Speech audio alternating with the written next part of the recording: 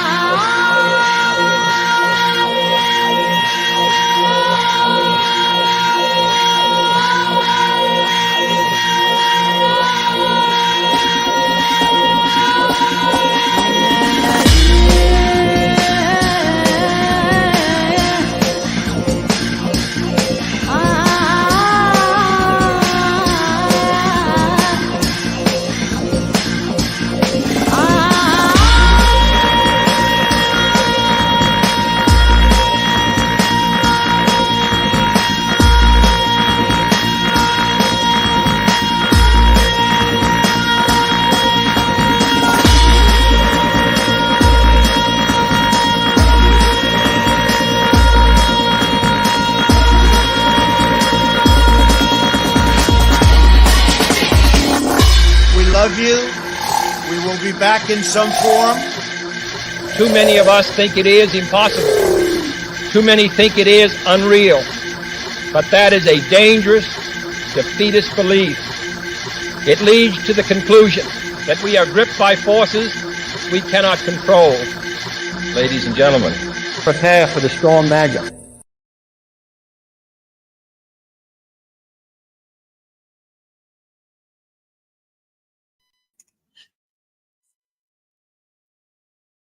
Can hear you. All right. Well, we're back with inTruthNews, and we have an awesome guest, Craig Hagin, who has been with us before. Yes. Let's bring him on. Hey, Craig, how you doing? Oh, I gotta put his mic on. Oh, there you go. All right, can you hear me? Gotcha. Yes, you can. I'm doing great. How you doing? We can't complain. Good. We're doing good. All right. So, you want to take over? Yeah. I think he's trying to fix his mic. We're having technical difficulties, but that's okay. Well, It's okay. that's okay. We got lots of.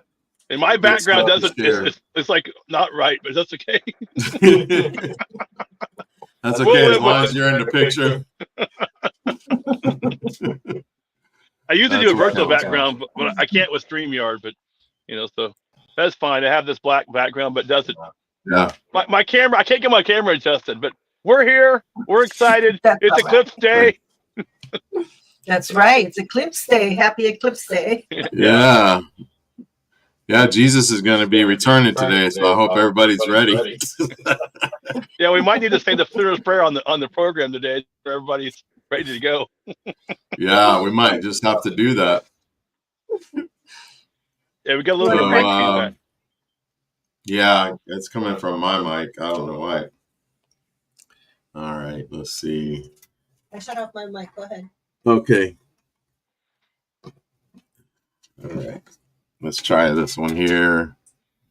Dun, dun, dun, dun. And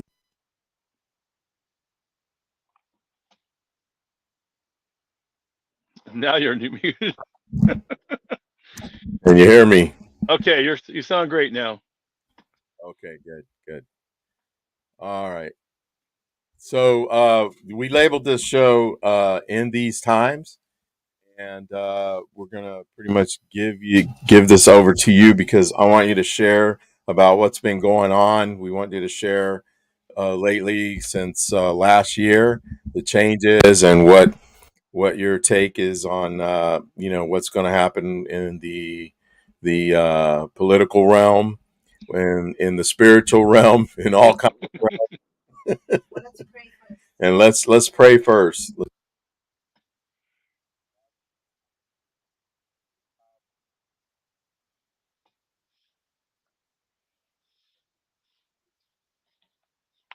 Lord, bless our brother Craig and all his words and the words that we share today, that they will affect the masses. Lord, we give you glory and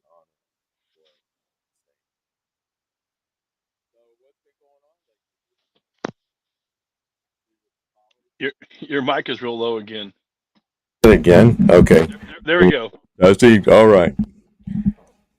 So what's been going on lately with Rhema and all that? We're excited here at Rhema Bible College. We're fixing to celebrate our 50th graduating class coming up next month, and so we're pretty excited about that. 50 years of training the Bible. If you want to check us out, rbtc.org, rbtc.org. You can check out Rhema Bible Training College. In fact, we're having this week is our college weekend, so I think we have about 150, 200 people coming for college weekend to check out Rhema. We are the most affordable Bible school in the nation, and we're excited what God's doing. You know, it just seems with the climate we're having today, more and more people are interested in studying about the Bible and also going to a school that's not a woke school. And so we've seen our attendance go up by 25% of the last few years, and I think it's going to continue, or maybe even more. So excited about what God's doing. We have around the world, we have trained over 120,000 graduates, and so things are going great at Rhema. As far as the political landscape, I happen to be co-founder of Pastors for Trump. I do believe that President Trump will win this election. I do believe that they'll try to cheat. I don't sure what they're going to try to do. And that's one thing too. You know, we need to be praying right now. And we should have been praying a long time ago. But if you haven't been praying, we need to be praying for this election will be a free and fair election. We also need to be praying about all these lawsuits. A couple of things. First of all, the judges will rule, fairly. Secondly, that God will guide the hands of the lawyers, because in some of the previous Trump lawsuits, the lawyers didn't do some right things or some things or whatever, and that's why that we didn't get some things overturned in the last election.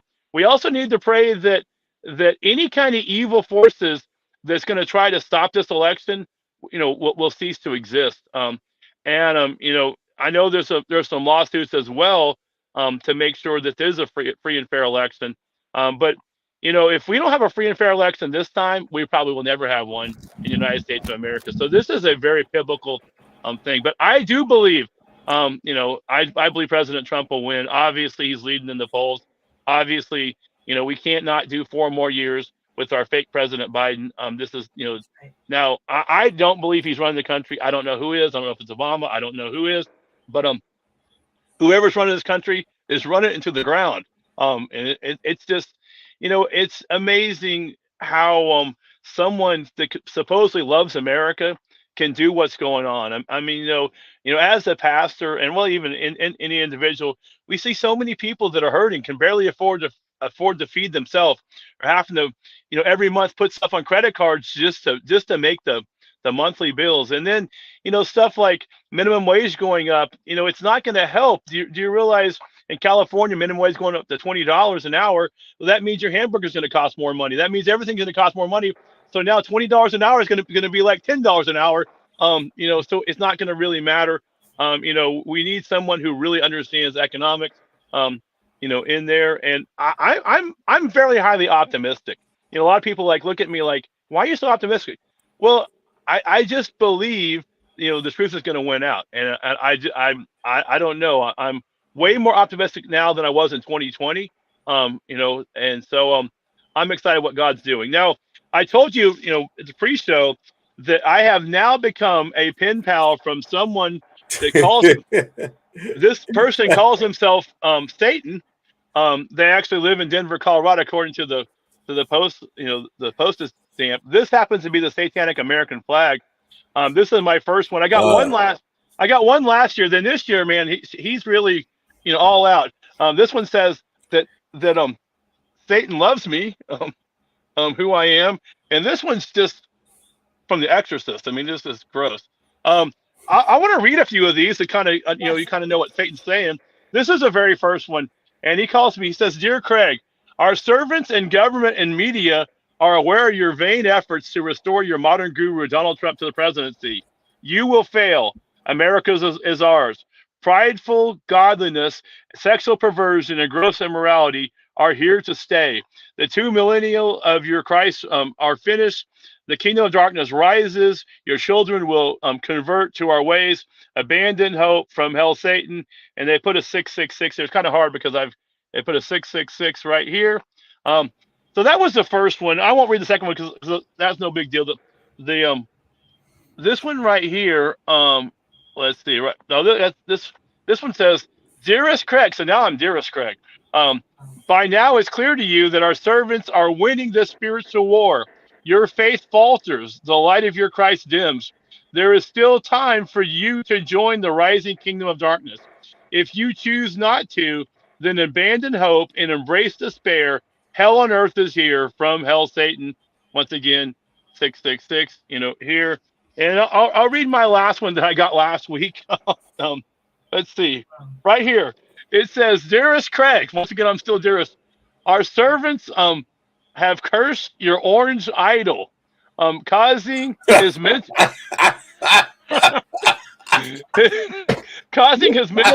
disintegration. Soon he will be a vegetable. The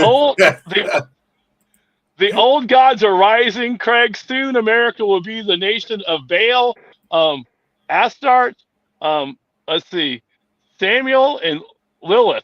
The many will sweep away the one from hell, Satan." And this one, I don't know what this symbol is. Some kind of satanic symbol right here. That's a fallen angel symbol. Yeah. So, so they sent it right here to the church. People don't like opening my mail because some people are afraid of this, but there's nothing to be afraid. These are just cards. All right. Yeah. We have power over the enemy. The devil, Right. Jesus defeated the devil 2,000 years ago. These have no power. What this shows me is this person who's not really Satan, he's being used by Satan, is actually afraid. They think for whatever reason that I might turn to their wicked ways or whatever. This is kind of gross. I didn't see the movie, but I just Exorcist. Whatever. So anyway, so that's what's going on. Me and Satan are so someone said, "Hey Craig, why don't you write Satan back?" Because there's no return address. And so I'm like, I had one of my assistants, try to look up, trying to find the Satanic Church in Denver, Colorado. Unfortunately, there's 5 of them, so I'm not sure which one of the 5 that this person I don't know who this person is. I just know that I guess he likes me, or I guess he loves me because Satan loves me right here. He loves me, and Wow. It's just pretty crazy. I don't know anyone else. Well, I backed it up.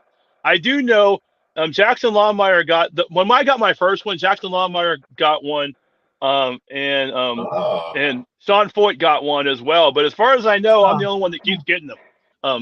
Wow. you know, if I know Jackson hasn't got any more.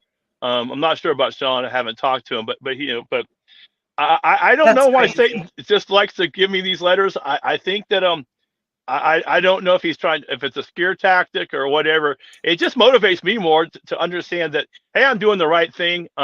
Yeah.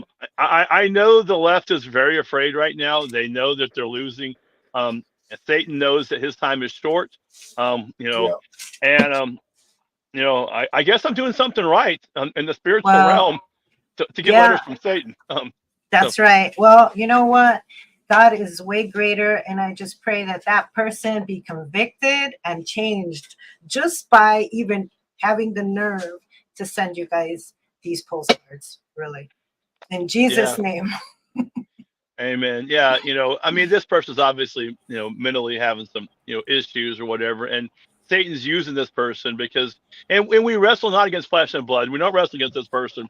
We wrestle against principalities, powers, and rules from on high. That's why I tell people, you know, some people get mad at, you know, whether it's Joe Biden, whether it's, you know, someone else, but we don't wrestle against the person. We wrestle against the people behind the people, and that's Satan himself, and you know. And we need to pray for these people. I mean, you know, they're delusional. I mean, especially someone that calls himself Satan. You know, I don't know if this is a joke. I don't know what it is. I just know that I keep getting them now.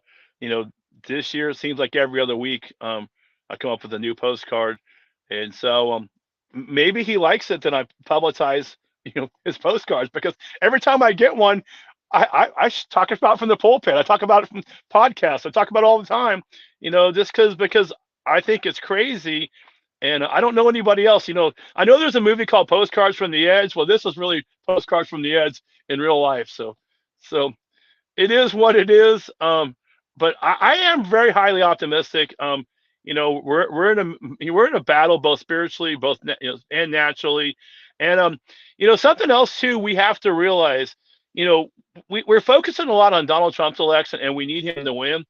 But we need to also focus in on congressional races, because if Donald Trump wins and we lose the Senate and the House, you know, that's going to really, you know, not help us. And so we need to make sure we don't put all our focus in on that, and also focus in on these Senate races and congressional races, because, you know, there's going to be cheating going on there as well. And so we need to make sure that. Now, something else, we need to make sure we're registered to vote. That's one thing I keep, you know, pushing. Right. Make sure you're registered to vote. Now, every person, because a lot of candidates, I help out a lot of candidates, you know, with a lot of advice. And I've actually worked on campaigns since I was like 12. My first campaign was, like, I guess it was 1982. Tom Daxon ran for governor here in Oklahoma. Now, I didn't know anything about Tom Daxon.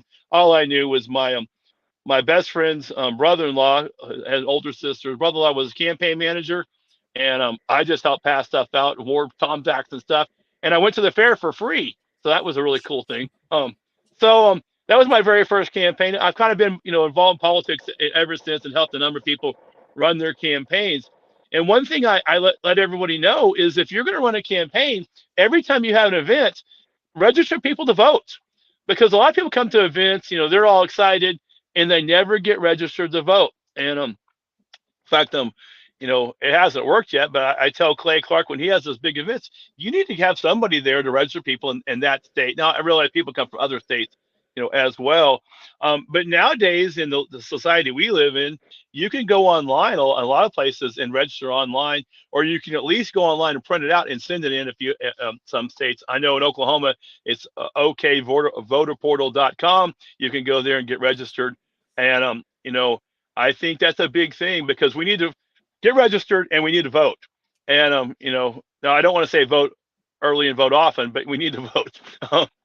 You know, but after all, we're not Democrats. Yeah. But we do need to vote, and for some reason, you know, if you're not sure whether you're going to be making it to the polls, especially a state like Florida, you have a lot of people, you know, that are elderly and things like that, you know, so do the proper things to do early voting and things. That's one thing. The Democrats are really good about early voting. One of my friends just ran for city council.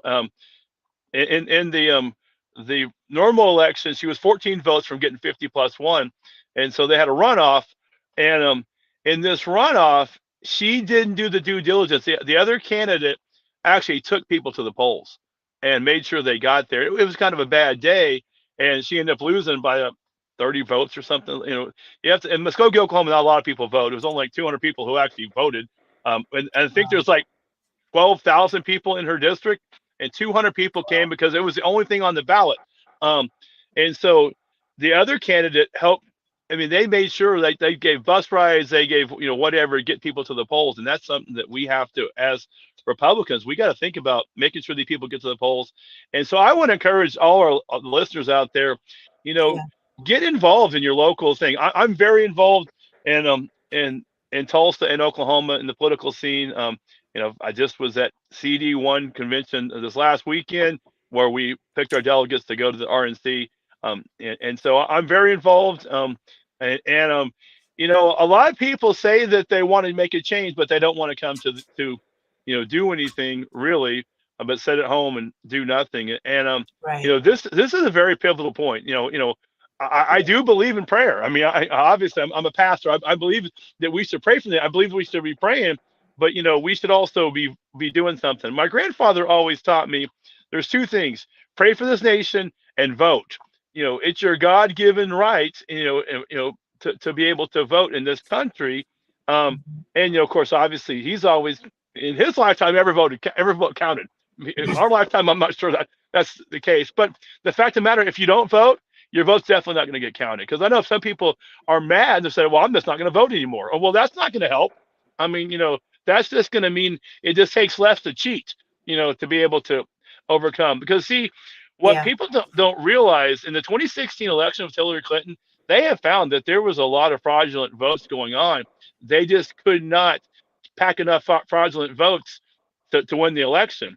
They wouldn't have done it either in 2020. That's why they had to stop counting. You notice there's a number of states they stopped counting because they knew that they didn't pack the ballot box, you know, enough. I mean, you know, you hear all kinds of stuff where someone supposedly voted 12 times or whatever, or someone used someone's name. I mean, it's all over. I mean, everybody knows. I mean, even Democrats, most of them believe that things, you know, if they're heart of hearts, they don't believe. I mean, this guy, he campaigned in his basement. All right. I'm here to tell you, I've worked on a lot of campaigns. You can't not sit in your basement and campaign and win elections. You got to get out and meet people, talk to people. You know, and he's not the most friendliest guy anyway. So, you know, we just got to make sure that we do what we can to win this election. Not just nationally, even with your cities and even with your states. You know, here in the Tulsa area. Now I'm sitting in Broken Arrow, Oklahoma. We're a suburb of Tulsa. We're 100% Republican and everything. But in Tulsa, our Tulsa City Council is about half and half because it's a nonpartisan race. So you cannot say whether you're Democrat, Republican. And in fact, we just flipped a couple of seats. The Democrats actually had the majority. It was like 6-3 majority, and we flipped a couple of seats now. But because you cannot you don't advertise whether you're Democrat, Republican. You just advertise that they, you know, constitutionalists or whatever. That's where discernment comes in too. Yeah, and so there's a lot of people, and they did that because in Oklahoma, we're the reddest state in the nation. All 77 counties voted for President Trump in 2016 and 2020. And so in Oklahoma, pretty much if you put an R by your name, that means you're probably going to win. And so, in fact, the real election in Oklahoma is the primary, which happens in June, because, you know, that's, you know, it's very rare. Only in a few counties can a Democrat actually win. And the Democrats who do win are not like the Democrats, you know, in New York or whatever. They're what they call the blue dog Democrats. You know, they're maybe like a Joe Manchin type Democrat, you know, where you know, they're more moderate or you know, because, and but we got to make sure all across the board, because a lot of times, you know, my personal self, I've been more involved in the national type stuff. You know, some of my friends have ran for Congress, governor, things like that. And I haven't really wasn't concerned until about 4 years ago or so, maybe 4 or 5 years ago, about those city elections. And so I've gotten involved more in the city and the county elections to make sure that we because these people we found during COVID, these people who are your mayors and your city council members and things like that, they have a lot of power over you. We found out during the whole COVID situation. They try to start, and they're going to try something again. I mean, they're going to try some kind of. Now I heard that they were going to do the bird flu. It's going to be actually worse than COVID, but someone on CNN, not CNN, on Fox reported that the bird flu shouldn't even. That humans can't catch the bird flu for whatever reason, or shouldn't be able to catch the bird flu. So, they're going to come up with something. I mean, I don't know what's going to happen. But I do know that there's something going to happen. They're going to try to lock us down somehow, some way. I'm waiting for the shoe to drop. They're gonna have Big Bird getting vaccines. Well, and that's something too. The whole vaccine thing. Not just a COVID vaccine, but now these older people. I mean, Pfizer's like, have you got all your vaccines? Have you got your flu vaccines? Have you got your what is that other one? RSV vaccine? I mean, they're like scaring these old people. Make sure you get your vaccine. And then the way I understand, if you go to Walgreens to get a flu vaccine, they're going to try to fully vaccinate you with everything that they got. And, it's really a money-making deal more than anything else. They don't care whether you get sick. They don't care whether you die. I mean, we know that. And they don't care whether the vaccine works or not. I mean, that's a whole nother thing. If your dog got 2 rabies vaccines and 3 boosters and still got rabies, you'd be pretty mad about it. So, but that's what's going on. I mean, I know people who've had 3 booster shots and they've had COVID like 12 times or something. Maybe not 12. Okay. I'm exaggerating, but like 5 times, and so I'm like, okay, I've never been vaccinated or, I just don't get COVID, but of course, COVID cannot live in my body. That's something else. From a spiritual standpoint, sickness and disease cannot live in my body, according to the word of God. Amen. It says that by his stripes we were healed. And so, I actually, for a while, when COVID started, you understand, when COVID first came out, none of us really knew the truth. I mean, we actually thought it might be very serious, and I do want to say this because people did die during this, and so, but I'm here to tell you, people die of all kinds of things. I had one of my friends, 53 years old, just died of a heart attack 2 days ago. I mean, I say one of my friends, I haven't seen him in years. We went to high school together, and I just heard the other day. Now, I have no clue whether he got vaccinated or he lives in Kansas City. I don't know if it's, what the deal is. But every time someone dies of a heart attack, I always wonder, did they get vaccinated? One thing here too, especially when they're a younger individual, as a pastor, sometimes I just want to ask so bad, but I'm doing these funerals, but I don't want to, but I kind of want to know. I do know that my own cousin, she actually, her husband would not go get the vaccine, but she did, and she ended up dying. And the family blames the vaccine on that. But she had some things going on in her body, and so she trying to do the right thing to what her mind was the right thing. Her husband told her not to do it, and she did it anyway.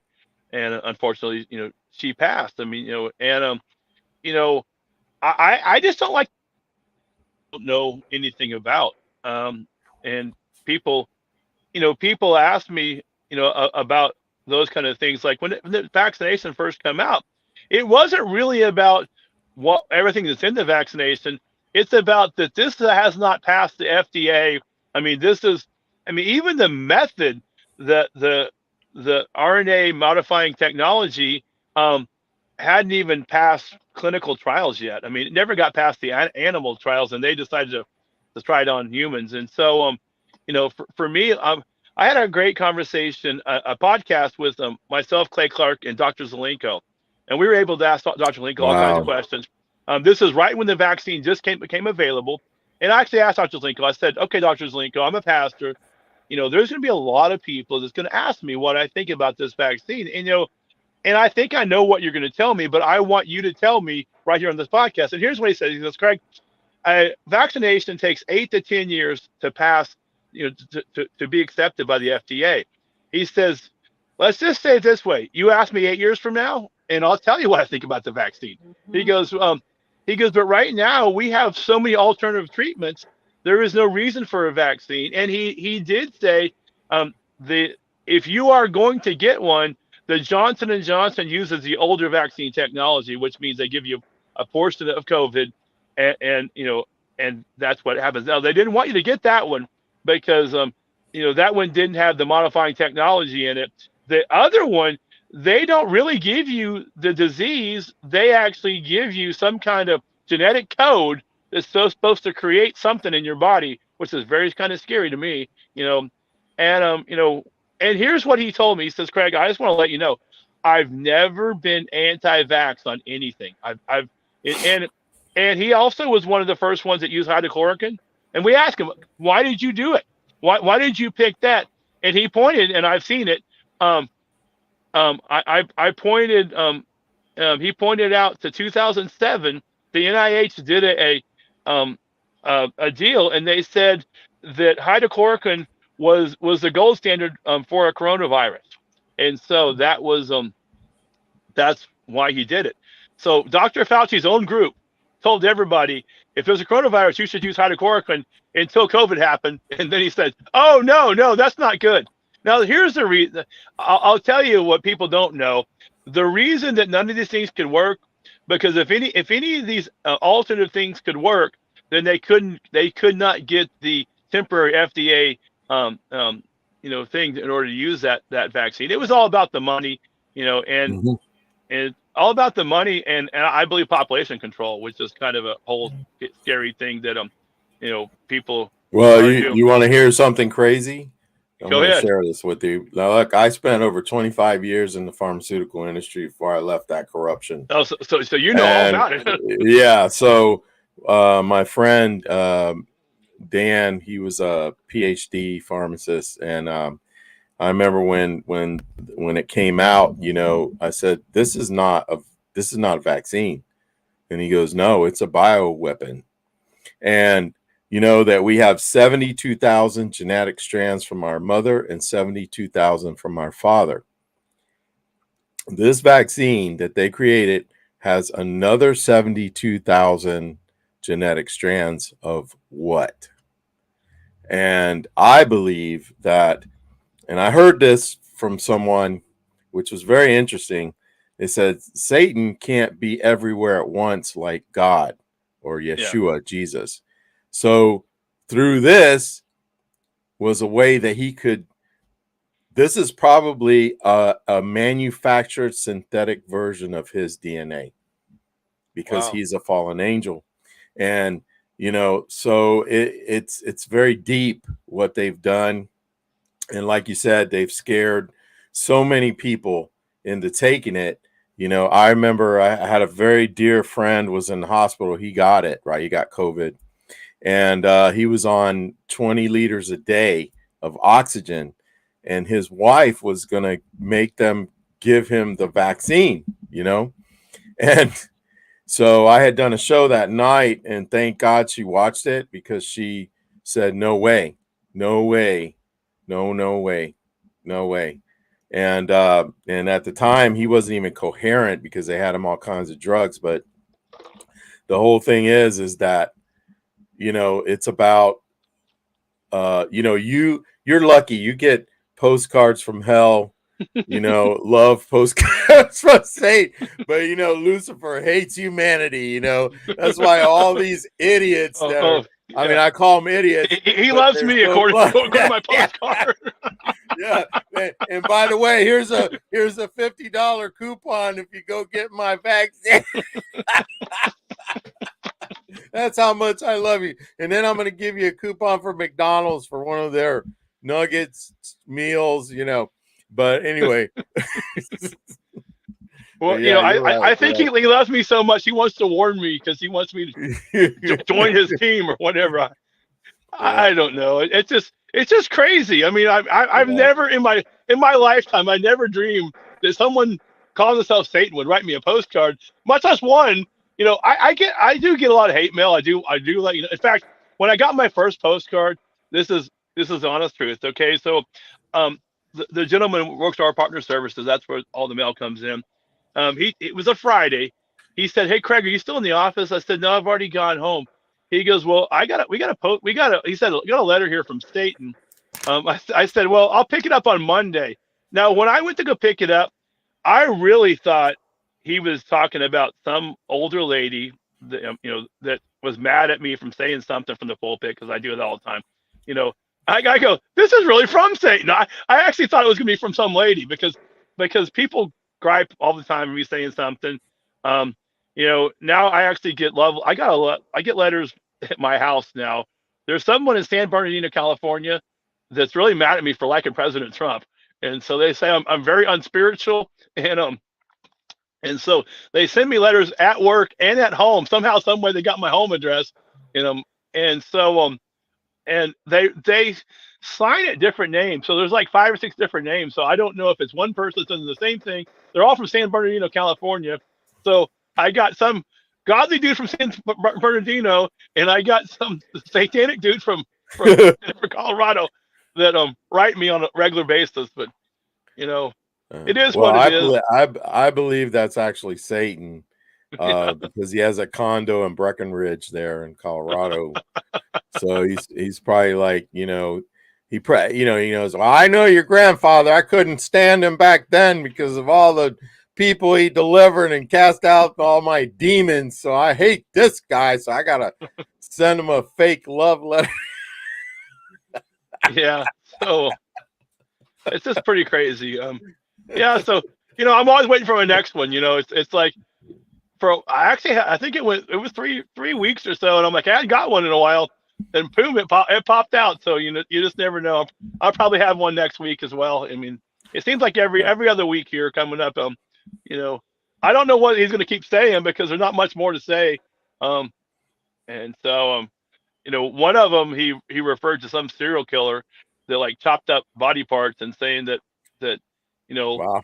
Saying something like that we used him, and right here said we possess Justin Moen, which I'd look him up, to discredit your movement, to paint you as unhinged lunatics. It worked. He will do it again. Tell you who will name, let's see. Tell who you will name. None will believe you. Oh, it said, if I tell people, they're not going to believe me. The kingdom of darkness rises, abandon hope, embrace despair. From hell, Satan. Yeah. Yeah, they're writing those letters to themselves, because that's exactly what's getting ready to happen. Yeah. And so, well, let's change the subject. And I don't have an opinion here. I don't know my opinion. The barge that hit the Francis Scott Key Bridge. I mean, I've heard all kinds of stuff. I'm still trying to figure it out. Is this an accident? Did somebody, through, whatever, take over the ship and mess the controls up? Was this an intentional, explosion thing happen? I don't really know. I'm still trying. The jury's still out. In my thing, I do know. I didn't realize how big that barge is. So the tallest building in Oklahoma is in Oklahoma City now, and that barge is 66 stories or whatever, and that barge is long. That boat is longer than that. So I do get it. In order to turn something like that, it is not that easy. Now, I get it. It's a Francis Scott Key Bridge. I mean, that he wrote, the Star Spangled Banner. I do understand that. So what is your take? I mean, I'm still, the jury's out on I'm still trying to figure this out. Whether it's an attack, whether it's not, and then I've heard that was they did that so people didn't realize what's going on at P. Diddy's house. So or vice versa. So, man, I don't know what's going on at P. Diddy's house, but I think P. Diddy needs to go hide somewhere, because I think all hell's fixed to break loose on his situation. Well, if you watch the video of the barge, it was it was a sudden turn, and then it went into the bridge, but you see the lights go out. Mm-hmm. But I'm pretty sure that whoever was driving that barge was paid to smash into that bridge. So you And you think that person did it on purpose, or you don't think it was yeah, like, I think, yeah, because I was reading some comments from, there was a naval officer, retired veteran, who used to drive ships and stuff, and he said that could have been avoided. There was no way, even with the power off, they could have avoided that. That was very intentional, you know. And that was a main thoroughway of a lot of truckers and so forth that would go over that bridge. But if you look at the bridge when it was collapsing, they were like, looked like little detonations. Did you see them? yeah, Where they so were connected. You know, the only other thing I can think is that's where the electricity was. But yeah. I think it was intentionally hit hard enough. You know, they hit it hard enough, but there was also probably some assistance there as well. You know, of course, they're going to call it conspiracy, but, you know, all these conspiracies have now come true because, you know, I watched that video so many times, and you could see like it was an intentional turn in the way it hit it. And then all those containers were valuable containers. I think they had food and stuff in them. They're trying to cut our food supply. They're trying to poison us. They're trying to, you know, do everything they can against humanity right now. So you remember all the plants that were caught on fire. Yeah. There was also a bridge in Oklahoma recently that got hit as well, but it wasn't as traumatic, you know. Yeah, well, evidently here in Oklahoma, because that we actually have things in the water that's supposed to stop actually from hitting the bridge itself. For the most part, I think that failed, but I think it did hit the thing. I don't think it hit the bridge hard enough to collapse the bridge because it hit whatever the outer barrier was first. People don't realize that Tulsa, Oklahoma is the most inward port city in America. In fact, they actually call it Catoosa. They call it Port City because so basically they run up Mississippi River, come from the Gulf of Mexico, Mississippi River to the Arkansas River, to the port of Catoosa. And so we actually have the most inward port, and so all our bridges are protected because they do a lot of shipping, you know, on our waterways. Which I know it sounds really weird, but in Tulsa, Oklahoma, right in the middle of the country, that they ship things in from all over the place. You know, so it's pretty crazy to see all the containers being, and then obviously. The railway is right there, and because we're the center of the country, it's easy to get, you know, from there to all over the United States. Also, people don't realize is that a lot of telecommunications run through Tulsa. Back in the day, when Williams Company they ran pipelines, you know, for oil and gas all across the United States. They also buried fiber optics, and so like in the Super Bowl, all the big things through Tulsa, Oklahoma. So it's pretty wild. That Tulsa is pretty popular when it comes to those kind of things. And so if someone wants to cut telecommunications, we would be one of the places, you know, that they would hit. Wow. Most people don't know that. Also, actually, one of the biggest military things is in Oklahoma that actually creates bombs. Remember that Moab bomb that we dropped over in Afghanistan or whatever? They build that in McAllister here, and so so some people think Oklahoma wouldn't be a target, but there's a couple of things why we would be a target. You know, especially the scary part about it is you blow up a bomb factory, it's going to probably do a lot of damage. So that's true. But you know, like I said, I haven't been paying a whole lot of attention. I watched the video, and I did talk to an electrician, and he said, yeah, there is electricity running through the thing, and it's made that if something breaks to like instantly shut off. So that could have been fireworks. It could have been, or not fireworks, explosive. I don't know. I mean, now technically, if I wanted to do more damage, I would have done it in the middle of the daytime. But that's me being evil. I mean, you know, because there was not too many cars on the bridge. Most people on the bridge were fixing potholes, and so you know, so I guess that's a good thing. I mean, you know, if they at least spared a lot of people who could have died if they would have done it during rush hour, you know, in morning or afternoon. So, you know, I guess that's true. I guess that's, you know, we can pray for that. I mean, that's a good thing, but it's, you know, that port's going to be shut down for quite a while. I mean, you know, I know that they're trying to open up. It won't be full capacity. And then obviously the roadway across that bridge. I mean, there's other bridges, but that's the main thoroughfare. So that's going to be, an issue for a long time. And, bridges don't get rebuilt very quickly. But why is our tax dollar going to be paying for this bridge and not the insurance companies? That's a whole nother thing. Yeah, that doesn't make sense. Yeah, that's what makes you think it has to be, an issue, Right? Because we're going to pay for it with our tax dollars. I mean, that just sounds crazy. You would think that the United States government would go after this insurance company, whoever insures this big barge, Unless that's their penance. Yeah. Now the other side of this is really kind of.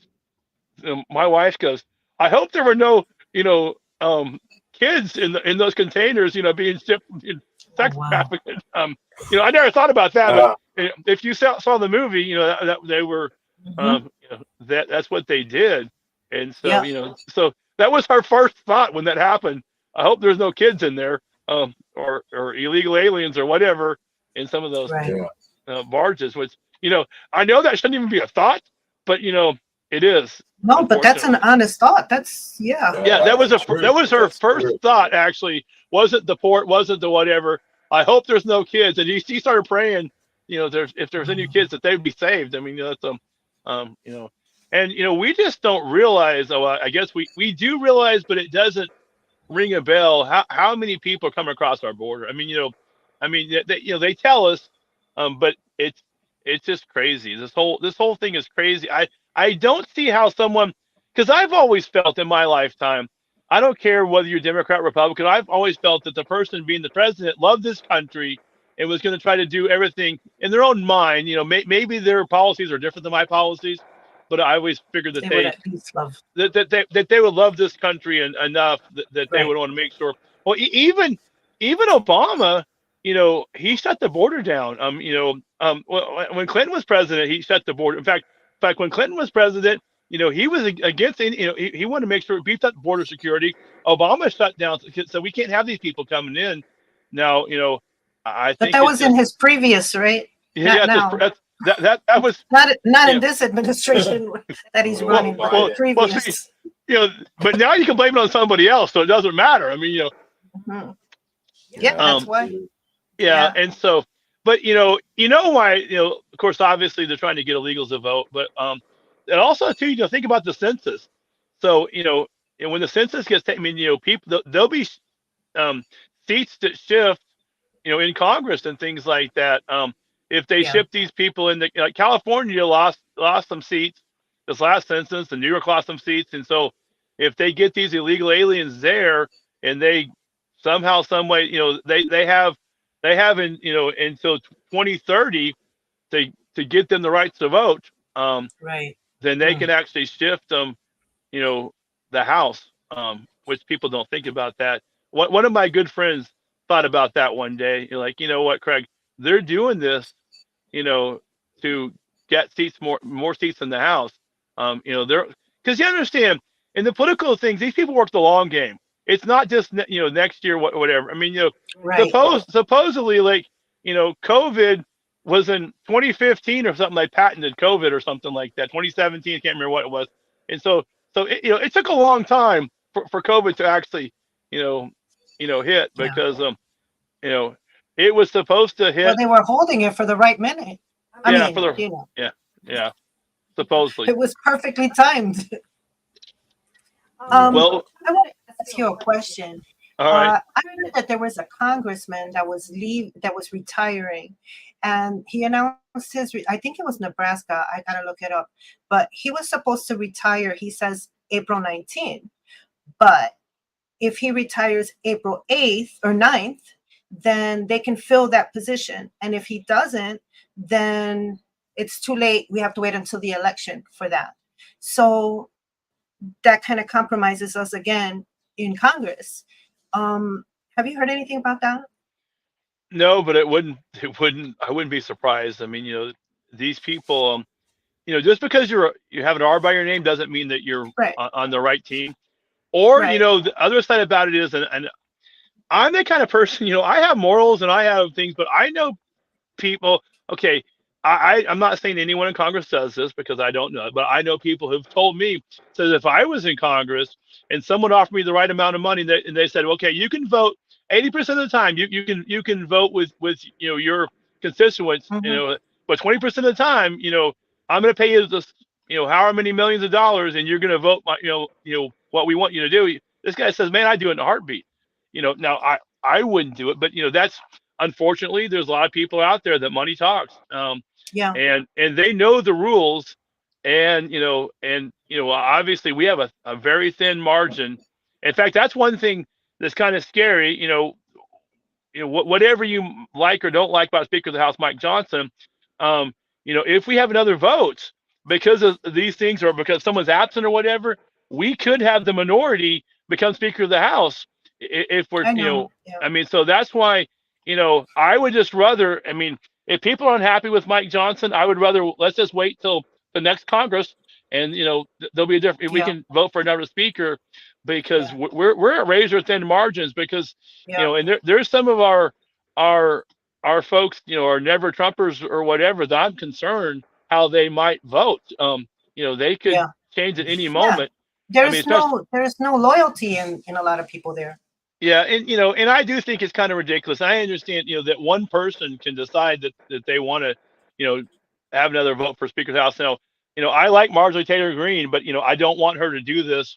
Not because I don't know anything positive, anything negative about Mike Johnson, but there's probably some negative things, and I get it. There's some things that he, I get it. He's in a tough position, and he's trying to, please things, and half the time it doesn't matter if it passes the House. It's not going to pass the Senate anyway, so that's a whole nother thing. And we're in a situation, people don't realize this, that we're in a situation where pretty much Congress can't pass laws for the most part. So what happens, the president makes executive orders, and then until the Supreme Court knocks them down, they become rules of the land. And so that's what Biden's done. It's what he's twice, he's now forgive college debt. He's not doing it because he wants to be really nice. He's doing it because he wants to get the vote of young people. And the surprising part about it is, and that's actually the young people are the ones that started the Let's Go Brandon cheer. Well, they didn't say Let's Go Brandon, but anyway, they said other things that are worse, that are worse than that. And these are the guys that were getting their college debt thing. But you know what? So what? They're getting their college debt thing. They're paying 3 times as much at the grocery store. Think about this. Do you realize that when President Trump was in office, gas, at least in Oklahoma, was below $2 a gallon? It was like $1.77, something like that, and now it's like $3.77. So it's it's just crazy. What's going on in America? Yeah, I got mixed feelings about that whole thing myself. If we had the luxury of holding people really, really accountable, I would like to with this whole mic thing, but I don't think we'd have that luxury right now. If we had a big majority, Go ahead, we're talking about 2 or 3 people majority. We're right. Not talking we about, don't have that luxury. We don't have that luxury. We don't have 20 people majority or something like that. So if 1 or 2 people think, look at Mayorkas, whenever they were going to try to impeach him, they finally got it through. But the first time it took them twice to come through. That should be a no-brainer. There shouldn't be one Republican that would vote against it. And the reason we got it through is because we had Democrats, that voted with us. So that was, because they want to get reelected. Here's the thing: everybody wants to get reelected, and so if you're in certain districts, where it's hard for a Democrat to win, then there's sometimes that, like a Joe Manchin, sometimes will vote, but he's probably going to lose anyway now, which is a good thing, because I don't want to depend on some guy that I don't know what he's going to do, he's half the time he's wishy-washy. But I've actually thought about sending him a letter thanking him, because a couple of times it was his vote that saved us. It was his and Kristen Sinema's votes that saved the republic. So it's it is what it is. It is. I think it's just that us as Americans, we the people, we have forgotten that we have the power, and they have made us forget. And so what happens is that they play nice for a few, and then whatever, they're convinced or threatened or whatever it is, to vote that certain way.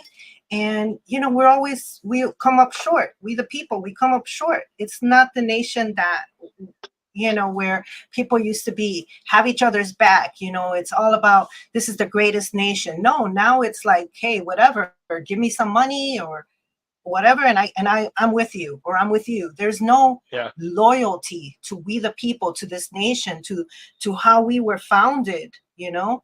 And there's all of us who make the majority, and yet our voice is so minute compared to all these loud mouths that make up the minority. I mean, think about this. I mean, obviously the Christian, the born again Christian, you know, makes up the majority when it comes. We are the majority, but then we got transgenders who make up like 1% of the nation. You know, they get policies passed because they holler louder. You know, and I mean, you know, you would think that if you look up transgender, you know, people, it's very small. You know, you would think it would be like 20% based upon, you know, what you hear about transgender rights and all this kind of stuff, but it's a very small thing. And I do appreciate somebody like the former Bruce Jenner. I hate to say it, you know, he's actually come against, like he goes, I'm against women in sports. He's come against transgender rights when he's a transgender, which is kind of crazy. But you know, he's also a Republican, which that's a whole nother crazy thing. But you know what? I guess we'll take it. You know, like beggars can't be choosy these days. Yeah, I mean, well, that's something else. Okay, so you know, I was at a Republican, you know, convention here, you know, in my district, and someone brought the fact up. There was a group of people, they call themselves gay Republicans. I mean, you know, I don't agree with their lifestyle, but you know, they do vote. And you know, we should reach out to these people because we do need their votes in order to win these elections, you know. And so, you know, just because I don't agree with everyone's lifestyle doesn't mean that, you know, if they're going to vote for my political, you know, thing, I mean, I'm going to embrace them. Hey, you know, come and vote with us because we need everybody. Like I said, in order for Donald Trump to win the White House, he needs more than just Republicans. He needs to flip some Democrats. He needs to, you know, get some independents. And the great thing about it is, these policies, and I've heard a number of folks in Chicago and New York that has always voted Democrat said they're voting for Donald Trump because this stuff didn't happen when Donald Trump was president. And so, you know, now they're not changing their thing. They're still Democrats, but they're like, you know, they'll come around. Yeah, the great thing about, you know, President Trump, we've lived 4 years under his policies, and so these people understand what life was like under President Trump and the life like under Biden. So I don't have a whole lot of time because I have another meeting at 1:30, and I want to grab a bite to eat real fast. Nice. But I do want to ask you guys a question. What do you think? I do not think that Biden will ultimately be the candidate. I do believe. I think that now I'll tell you what Roger Stone says, and then Roger Stone believes that what's going to happen at the Democratic National Convention, that Joe Biden is going to politely decline the nomination, and someone says, well, you know, why would he do that? Well, because they're going to put pressure on him. Because, you know, if Joe Biden passed away in the middle of the night, nobody would think anything because he's old. You know, he's an old man, and so that's what. And he thinks then that the delegates then at that point in time would choose the thing. I don't know if that's going to happen. I think it's going to be hard for them to win if Joe Biden is the candidate.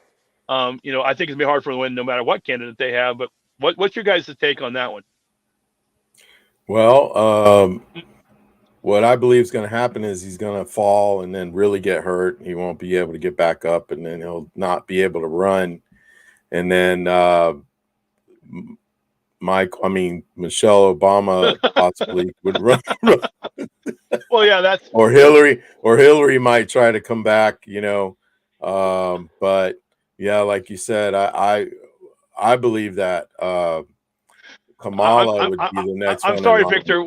Whenever you said that, I fallen and I can't get up. I thought about the commercial. I mean,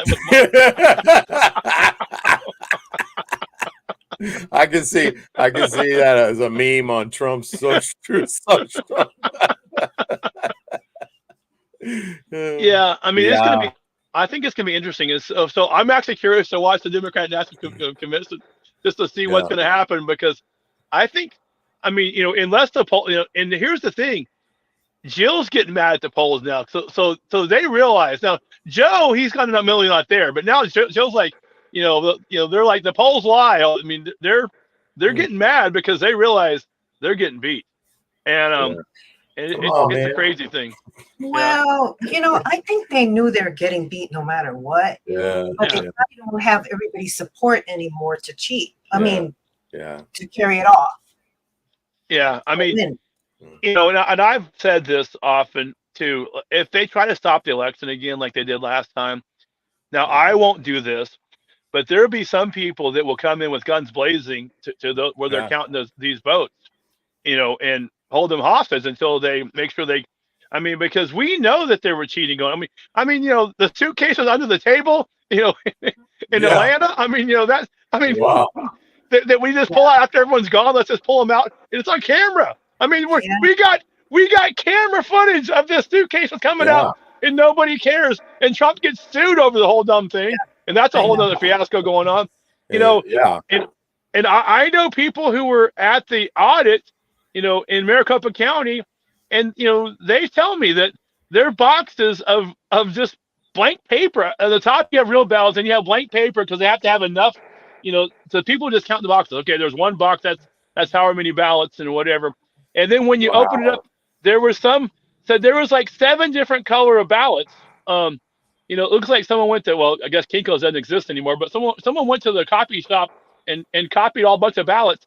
And they said because whenever you mark your ballot, you put an impression in there. So there was no impression. So it was obviously a copy, and nobody has the guts to do anything about it. I mean, we all know they cheated, but it's just crazy. And I mean, these are eyewitness. I've heard it from folks that were actually at the the audit. I mean, this came from workers that were there, and nothing happened.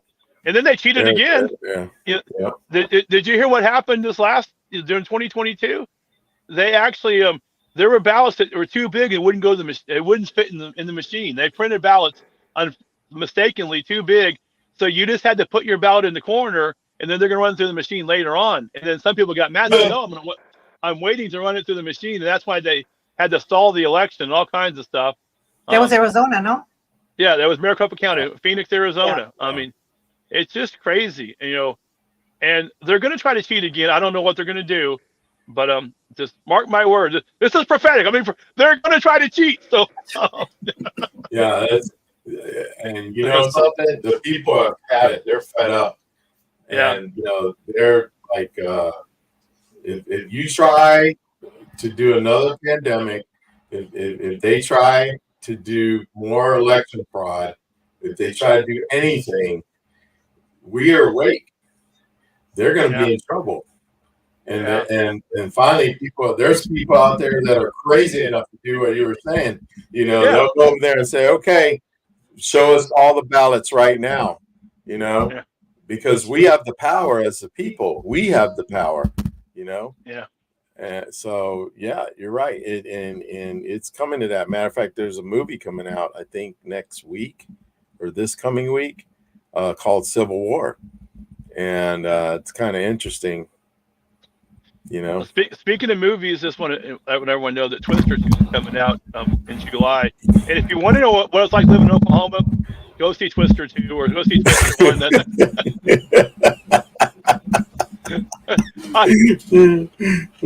So I tell all our incoming students, because I have them first term.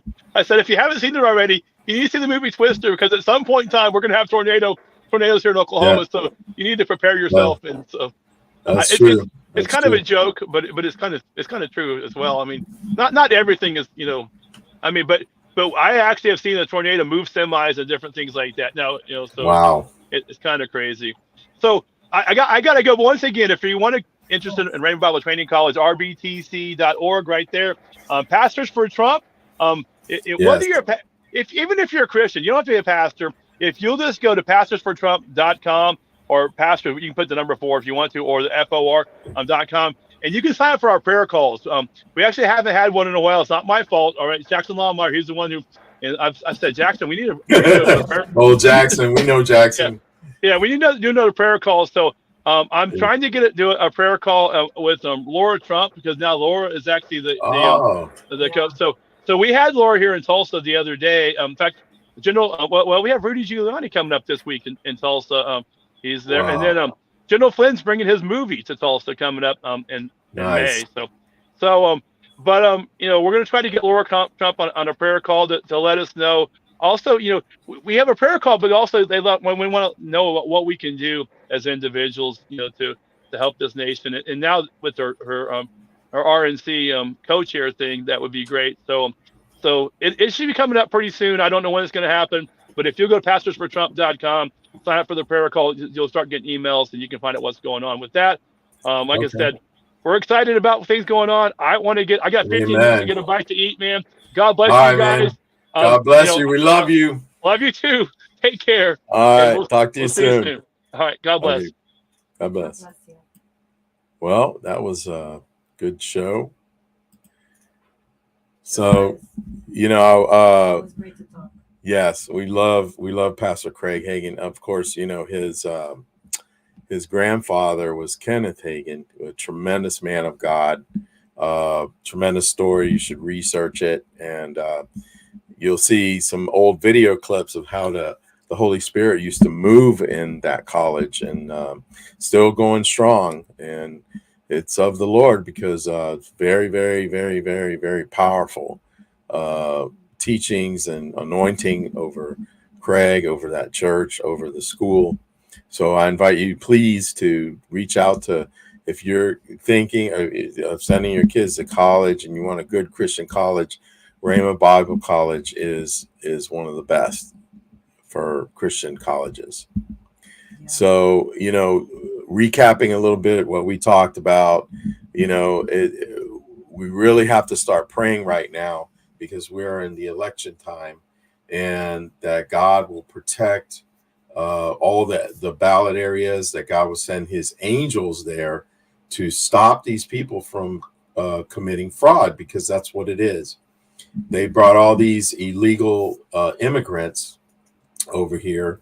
Also, they're giving them all these rights, trying to throw citizenship at them, so that way they will vote for the left. And that's what we don't want. And so we have to pray that God also intervenes. And I shared a word the other day about what the judgment of God is, the wrath and everything that's coming against these wicked people. And God is fed up. And the American people, we as American people, are fed up as well. We're tired of it. We're tired of, you know, the shenanigans. It's like we're living in another dimension. But anyway, so I just appreciate Pastor Craig and everything he does. And we just want to pray for him and his protection, because as you saw, you know, the Church of Satan in Colorado is hell bent to, you know, just really, I don't know, I wouldn't say attack, but, you know, it's kind of interesting, but it is an attack in a way, trying to convince someone of a lie. It's just, you know, right, babe? It's like these people actually believe that what they're doing is right. And what's sad is their soul will be damned for eternity, because they have decided to choose this path. And, you know, we have personally, you know, Joey and I have family members that are on that path, you know, and we really have to pray for them. Yeah. And, you know, those postcards that he's getting, and other people have gotten them, I think that God's going to touch that person that's sending those cards. I really do. Because in these last few years, there's been a lot of change, and a lot of people with open hearts, you know, that have allowed themselves to be changed. And I kind of think that that's a little bit of mockery, but that's overkill, the way the person keeps sending him these cards. So I just pray that, you know, that God reveal himself to not only that person, but other people that have that same destructive and satanic, demonic spirit attached to them, I break that in the name of Jesus. And for family members that are still in deceivement, that are just under a spell of confusion and anger and, just, whoa, that word that always jumps out, whoa, that calls good bad and bad good, that the Lord lift up that spirit of evilness from all our family members and from our nation, in Jesus' name. Yeah, that's right. And I implore you, even on this day where the solar eclipse is happening, who knows? There's a lot of stuff actually happening right now that we've been hearing about, a lot of demonic things. And I think your sound.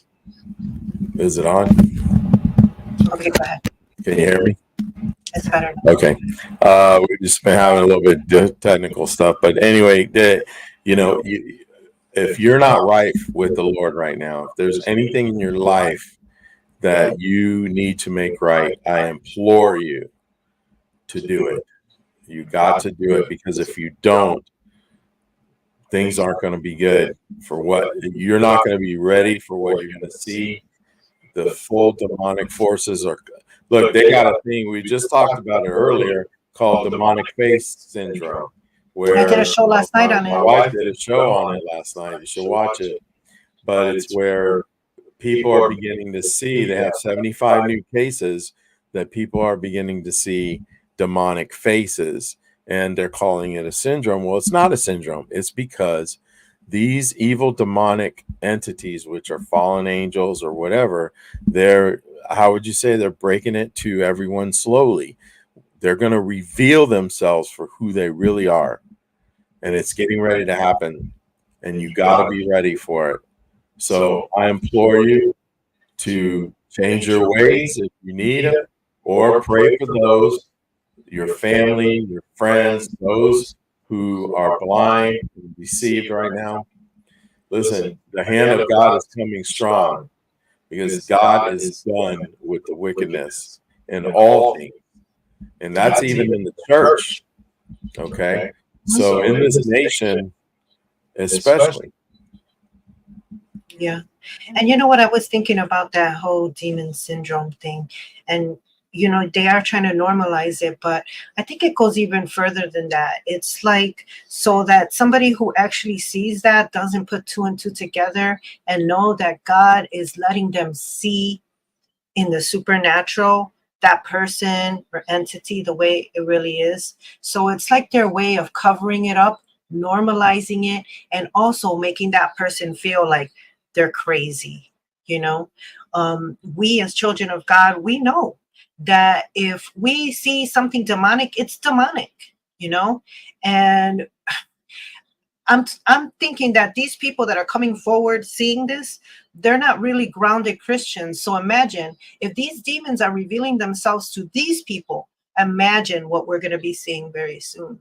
And it's not a syndrome. It's, it is what it is. Let me show you this little clip of what we're talking about.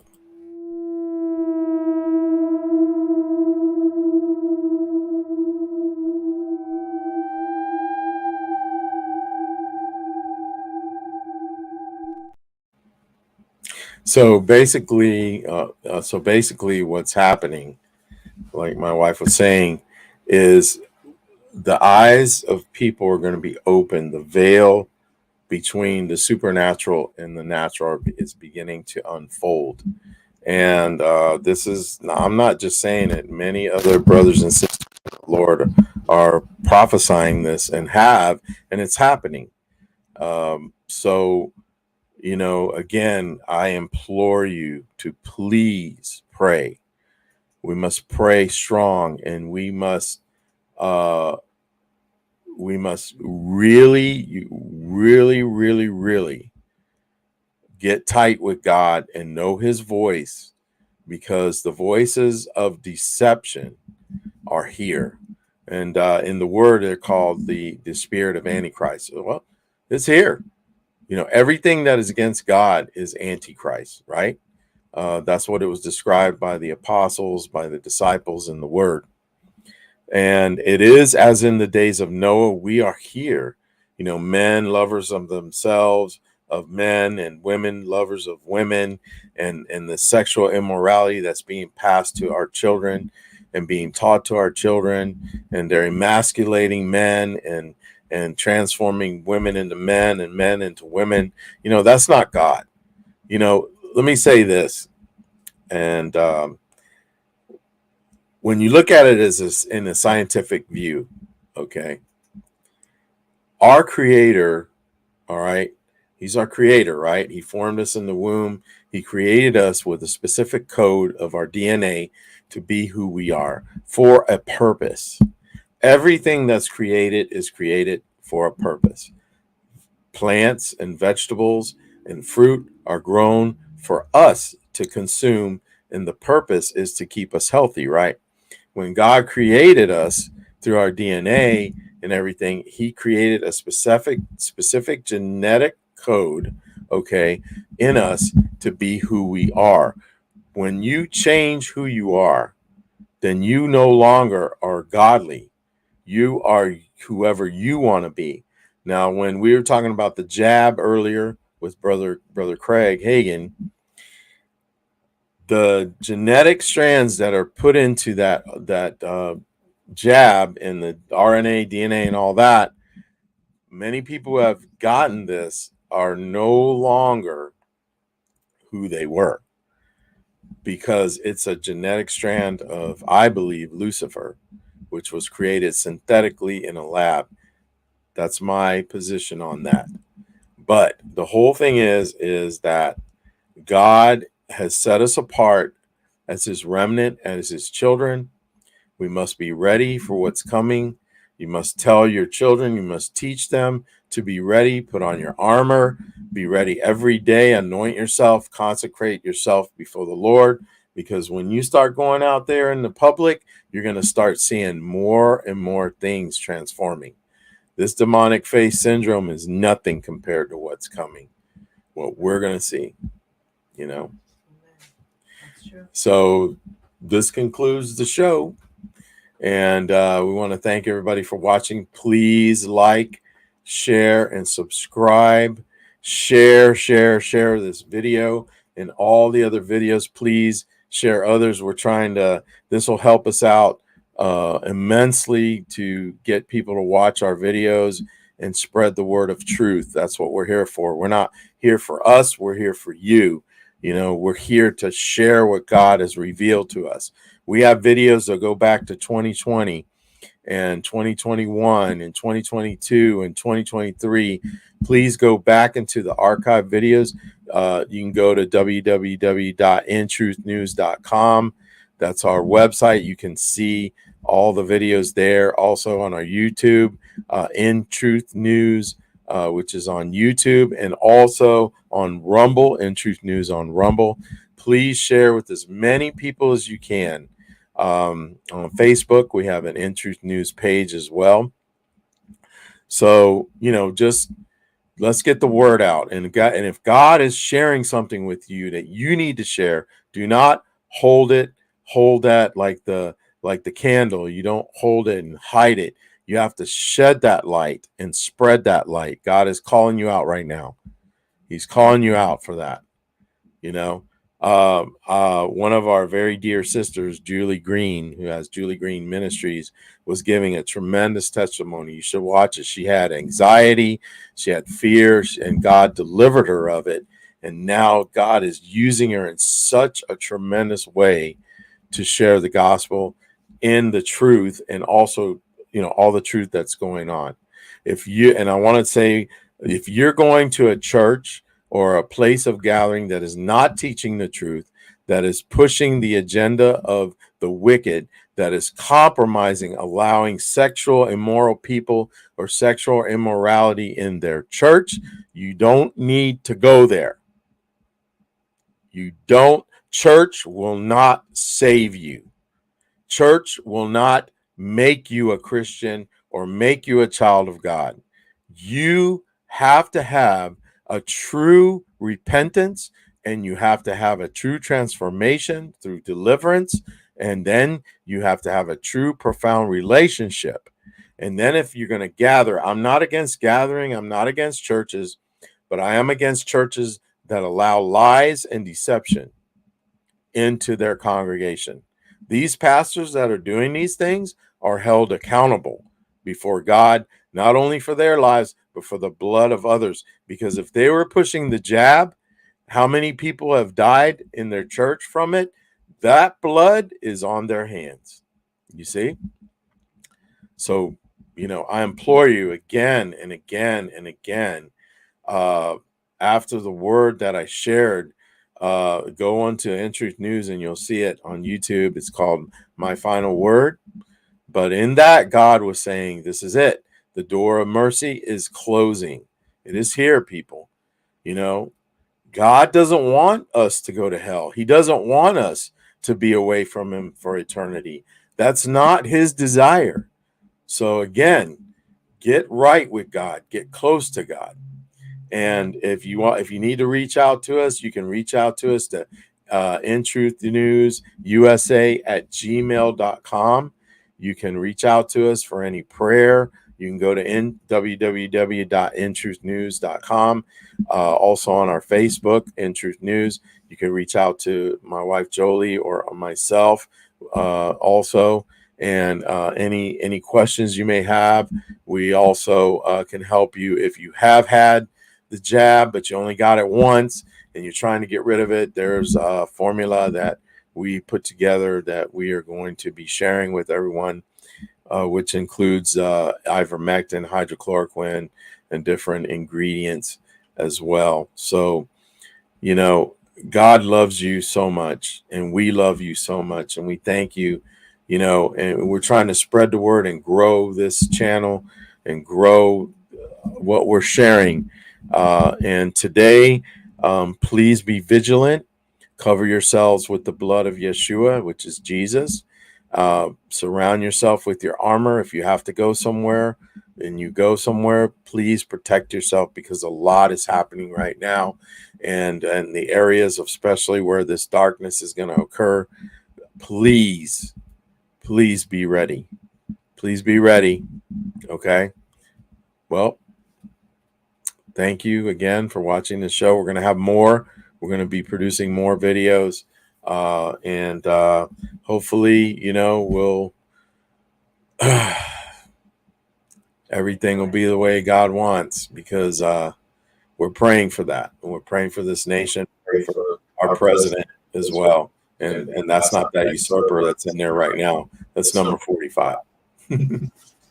Amen.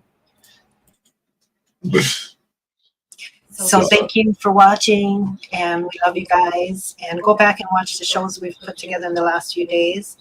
And make sure you sign up for our newsletter, which is going out daily, because there's so much news.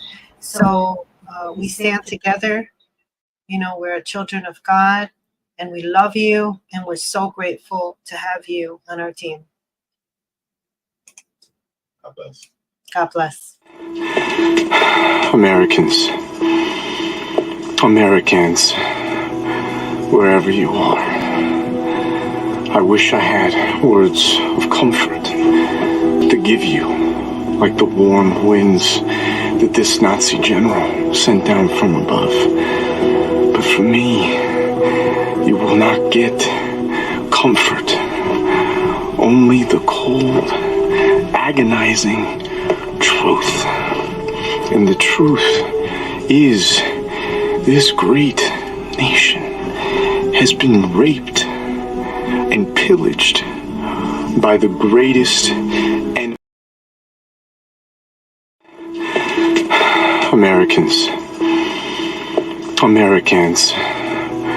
wherever you are, I wish I had words of comfort to give you, like the warm winds that this Nazi general sent down from above.